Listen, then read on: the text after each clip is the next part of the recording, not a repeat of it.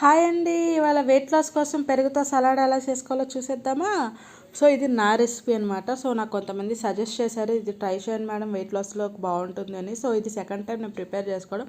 So మీకు కూడా share చేసుకుందామని వీడియో తీసుకుంటున్నాను అనమాట. సో దీంట్లో కావాల్సినవి పెరుగు, క్యారెట్, కీరా, టమాటో, చియా సీడ్స్ మీకు కావాలంటే వేసుకోవచ్చు, లేకపోతే లేదు. టమాటో కూడా అది మీ విష్, అది వెజిటేబుల్స్ మీరు ఏమేమి తినాలనుకుంటున్నారో అవి వేసుకోవచ్చు.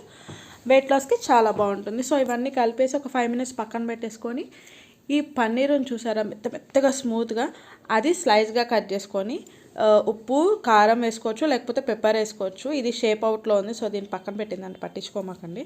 సో నేను చిల్లీ ఫ్లేక్స్ తీసుకున్నాను అనమాట. నాకు చిల్లీ ఫ్లేక్స్ ఇష్టం కాబట్టి, పెప్పర్ అవైలబుల్ లేదు. సో ఆయిల్ వచ్చేసి వేసినట్టుగా వేసుకుందాము, బికాజ్ ఎక్కువ ఆయిల్ యూస్ చేసుకోకూడదు కాబట్టి. బటర్ ఉంటే you can use butter also. So ఇంకా మనం మ్యాగ్నేట్ చేసుకున్న పెరుగుని ఒక ప్లేట్లోకి తీసుకొని పన్నీర్తో కాంబినేషన్తో తినేద్దాము. అసలు సూపర్ ఉంది, టేస్ట్ మాత్రం అదిరిపోయింది. అదనమాట. మీరు కూడా ట్రై చేసేసేయండి, వెయిట్ లాస్కి చాలా ఉపయోగపడుతుంది.